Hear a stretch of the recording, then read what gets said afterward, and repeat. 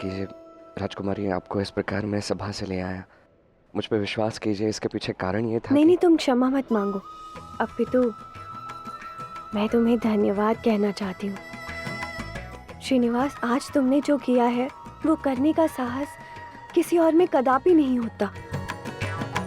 तुमने ये सिद्ध कर दिया कि तुम ही सर्वश्रेष्ठ हो।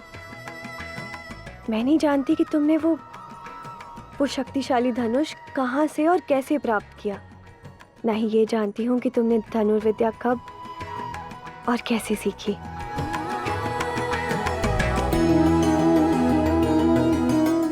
किंतु मैं प्रसन्न हूँ कि अब ये सारी बातें जानने के लिए हमारे पास संपूर्ण जीवन शेष है श्रीनिवास।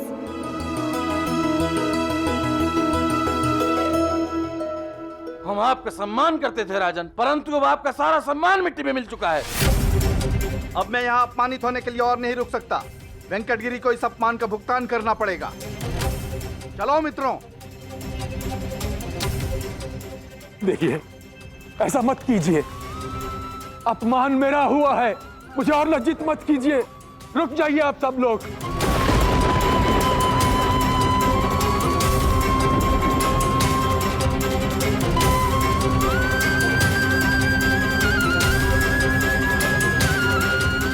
पिताश्री, श्रीनिवास और पद्मावती महल से एक रथ में निकल चुके हैं। ऋषि भृगु!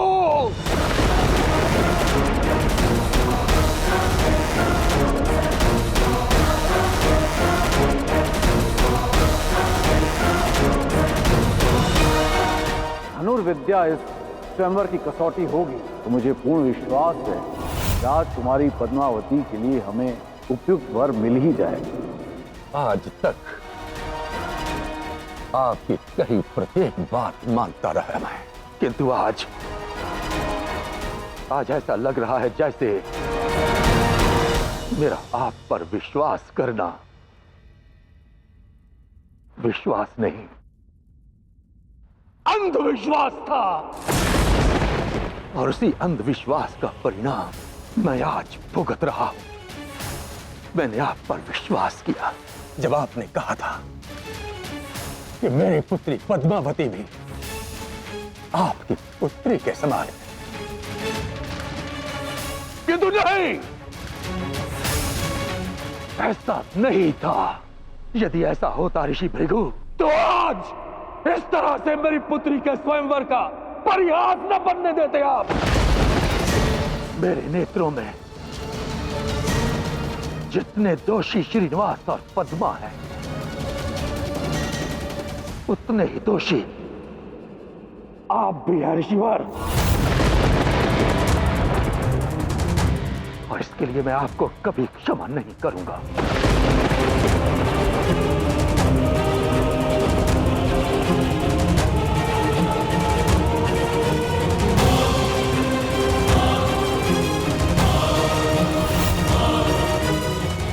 इससे पहले नारायण भार्गवी को वापस लेने आए, मुझे कुछ करना होगा।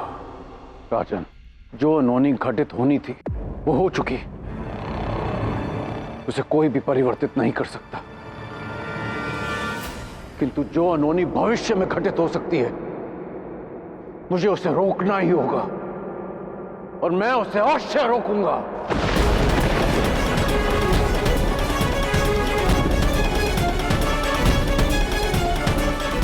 चलो पुत्री, हमें इसी क्षण यहां से जाना होगा।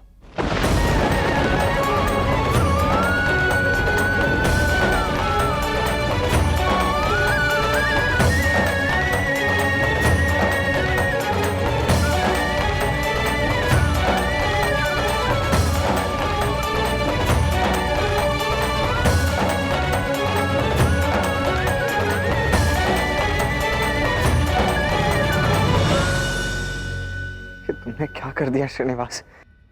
जिस बात का सबसे अधिक भय था हुआ वही। अब ऋषि भृगु भार्गवी का विवाह तुमसे करवाने के लिए कैसे मानेंगे?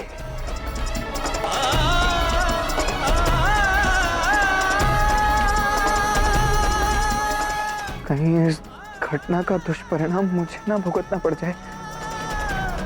क्योंकि महाराज की दृष्टि में तुम्हारा एकमात्र साथी तो मैं ही हूं। उचित कहा आपने। ऐसी बहुत सी बातें हैं जो आप नहीं जानती, और अब समय आ गया है कि मैं अपने विषय में वो सारी बातें आपको बता दूं। तो बताओ ना श्रीनिवास, मैं तो जानने के लिए अति उत्सुक हूँ।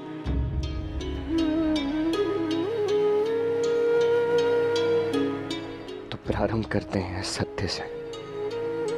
ये एक ऐसा सत्य है राजकुमारी जो बड़े लंबे समय से मैं आपको बताना चाह रहा हूं,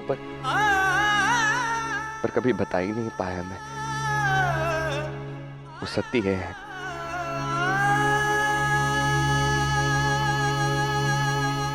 कि ना मैं आपसे प्रेम करता हूं, ना आपसे विवाह कर सकता हूं।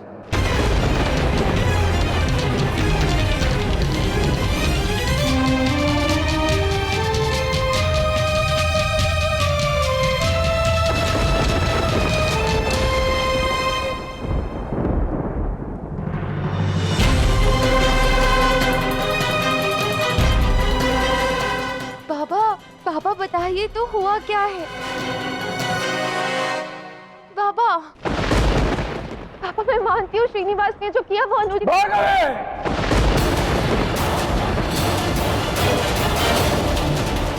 आज के पश्चात उस व्यक्ति का नाम भी मत लाना अपने मुख पर, अन्यथा परिणाम उचित नहीं होगा।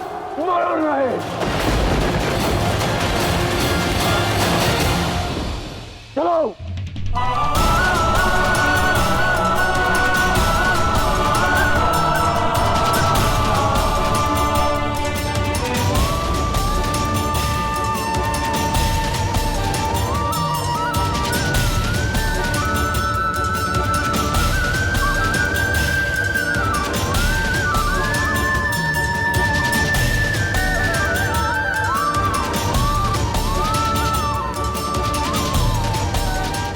आज श्रीनिवास ने अपनी श्री का हाथ थामा है और ये वचन रहा, ये हाथ और ये साथ कभी नहीं छूटेगा।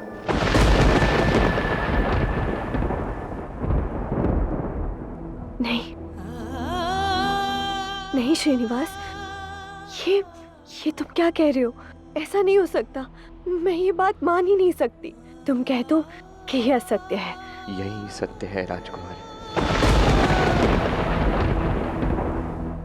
यदि तुम मुझसे प्रेम नहीं करते तो तुमने मुझे नृत्य क्यों सिखाया? क्यों मेरे गुरु बने तुम श्रीनिवास? इसीलिए ना, क्योंकि तुम मेरे साथ और अधिक समय व्यतीत कर पाओ, मुझे और समीप से जान पाओ, समझ पाओ। तुमने अपने हाथों से मेरे लिए भोजन भी पकाया था श्रीनिवास। क्यों तुमने मुझे वो कमल का पुष्प भेंट कर मुझे मेरे नाम का अर्थ समझाया था? पद्मावती, इस नाम का अर्थ क्या है आप जानती हैं? वो जो कमल से प्रकट हुई हो। क्यों तुमने स्वयंवर से पूर्व आकर मुझसे ये कहा कि मैं तुम पर विश्वास रखूं, कि तुम सब कुछ ठीक कर दोगे? मैं आपको वचन देता हूँ कि जो भी आप मुझसे कहना चाहती हैं, आपको वो कहने का अवसर अवश्य मिलेगा। मुझ पर विश्वास रखें। ये सब कुछ तुमने इसीलिए किया ना श्रीनिवास, क्योंकि तुम मुझसे प्रेम करते हो।